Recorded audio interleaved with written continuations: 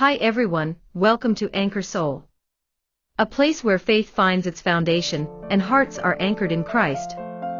If you are new to this channel, make sure you hit the subscribe button and let's grow in faith. Genesis chapter 4, at this time the fall had set in with its attendant liabilities. And we see what we call somewhat of the rise of technology.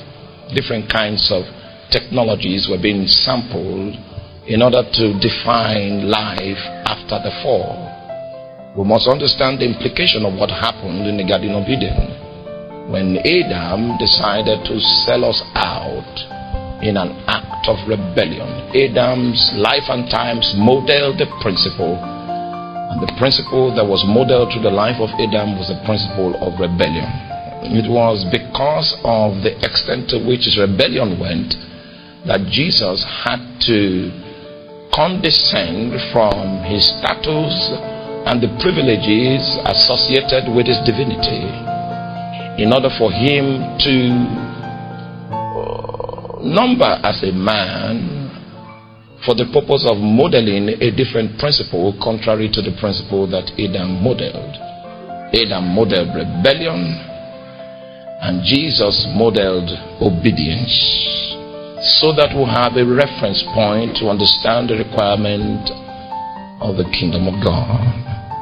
And so in the book of Genesis chapter 4, we see the rise of various forms of technology, an attempt to sustain life after the fall.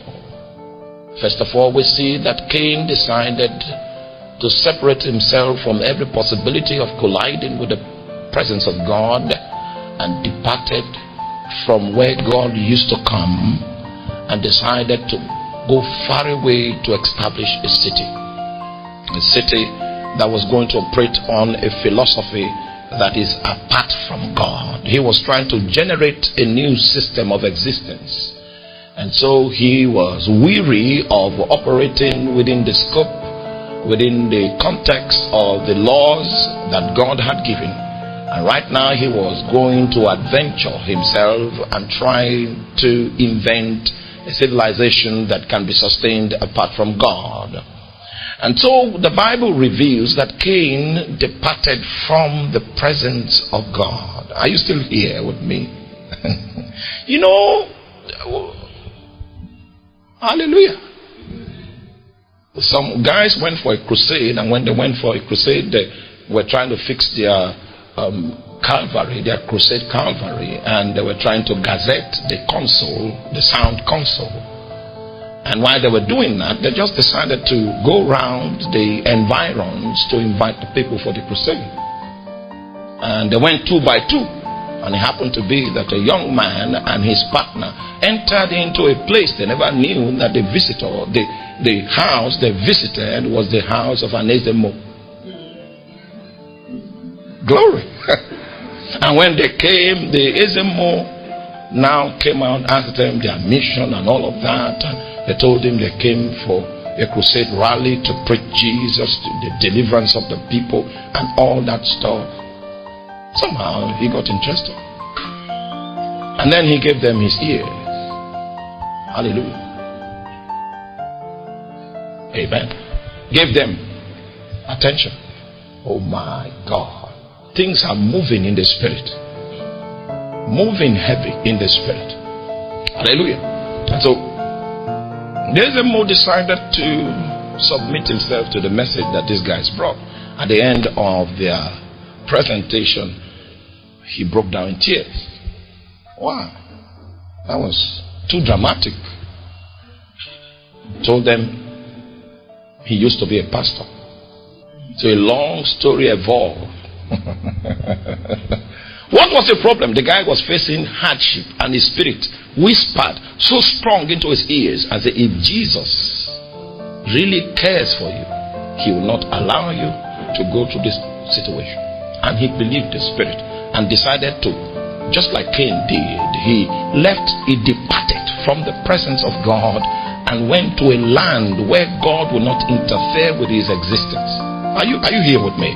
The guy decided to depart from God, that he would never serve God again all his life. Okay, so the two guys went to the organizers, the big boys of the crusade, and they told them, this is what happened. We met this guy. The guy gave his life to Christ. So the big men of the crusade drove to his house to confirm the information. And so when the crusade started, they drove again to pick the motto crusade ground. And he participated in the crusade that day. He was crying all through. It's okay, there's morning session. He said he's coming. But when he slept that night, that was his last night.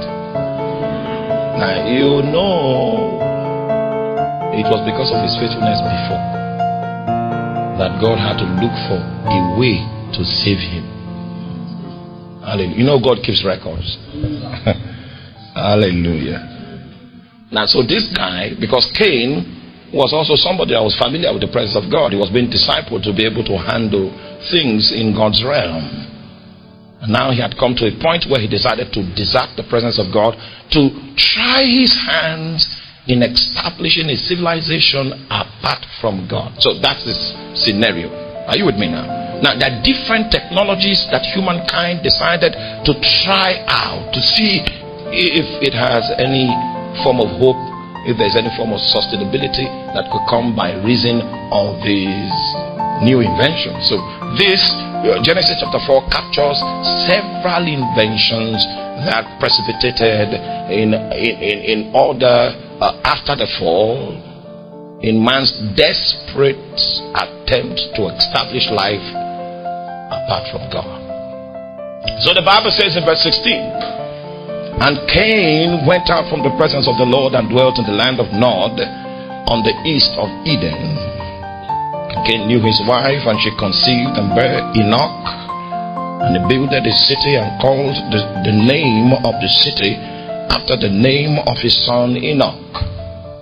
And unto Enoch was born Irad, and Irad begat Mehujael, and Mehujael begat Methusael, and Methusael begat Lamech. And Lamech took unto him two wives, and the name of the one was Ada, and the name of the other was Zilha. You see, this guy, you are not with me. You are not. You are lost in my reading. Because what Cain is trying to experiment, stay with me. What Cain is trying to experiment is the possibility of establishing a civilization apart from God.